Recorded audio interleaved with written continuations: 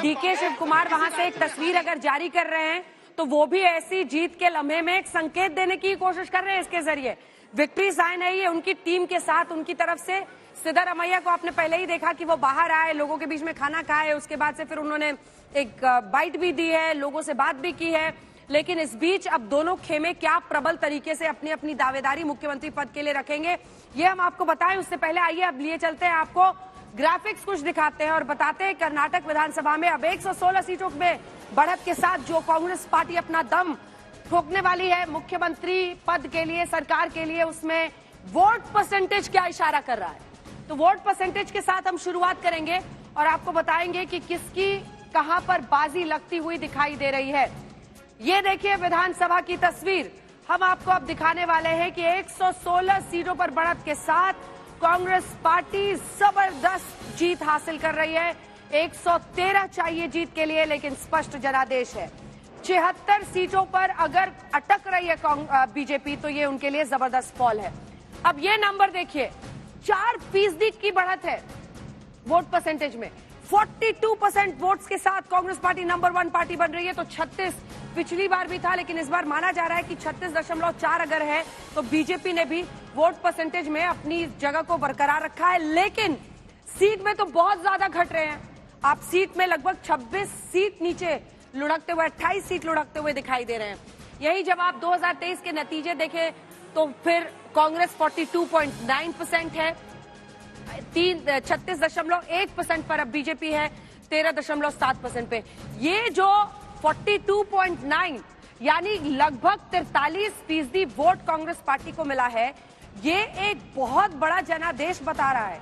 ये बता रहा है कि 38 के बाद लगभग ये 4 से 5% का गेन कांग्रेस पार्टी को हुआ है और इसमें एक बहुत बड़ी बढ़त उनसे मिलती हुई दिखाई दे रही है। जल्दी से आपको बता दें, जो हीट मैप है यानी 0 से 10%, आप सोचिए कि 24 सीटों पर 10% वोट ही बीजेपी को मिला है। ये बीजेपी के नंबर्स हम आपको दिखा रहे हैं।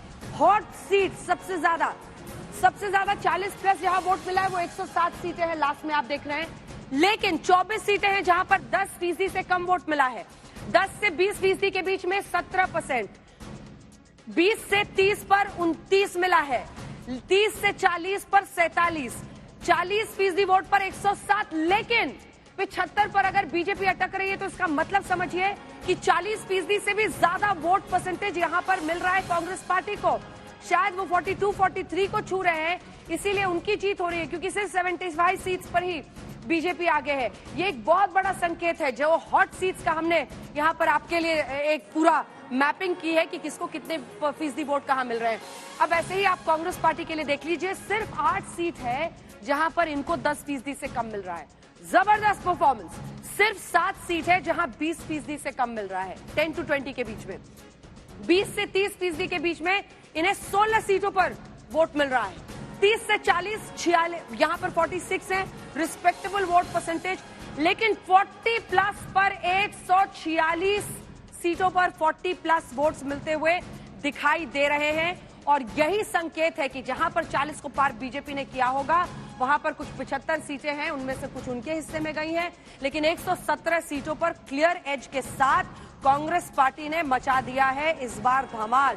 अब बारी है जेडीएस की, तो यहाँ पे मामला पलट जाता है। 128 जिसपे 10% से कम वोट मिले हैं, 10 से 20%, 15 सीटें घटती गई।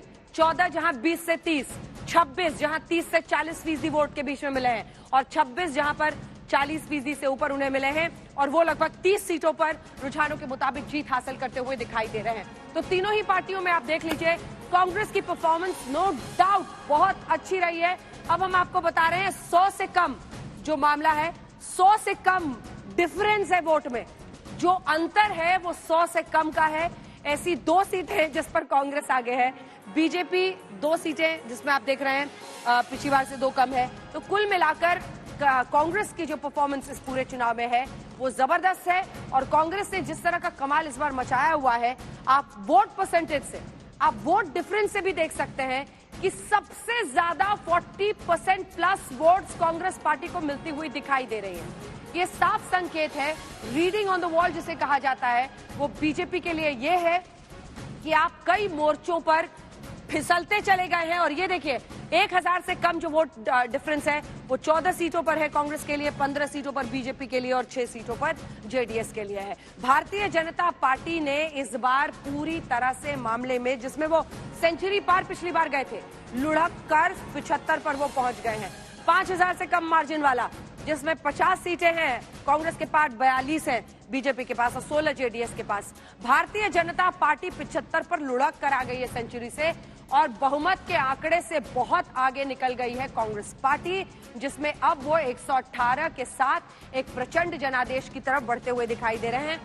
60 से 70 तो ऐसी सीटें हैं कर्नाटक में जो कि बीजेपी का गढ़ है। लोग मानते हैं कि वो जीतेंगे ही जीतेंगे, वहां पर उनके लिए बहुत मुकाबला है नहीं। तो वैसी जो उनकी प्रॉमिस सीटें हैं उनको छोड़कर वो सिर्फ 5-6 सीटों पर आगे बढ़ पाए हैं। ये साफ संकेत है कि लोगों का गुस्सा मौजूदा सरकार, मंत्रियों सबके खिलाफ दिखा है। जहां पर 50,000 से ज्यादा का अंतर हो, ऐसी कोई भी सीट फिलहाल नहीं दिख रही, यानी क्लोज कॉन्टेस्ट ही चल रहा है। जहां 500 से कम का है 7, 5 और 2 हम आपको दिखा रहे हैं।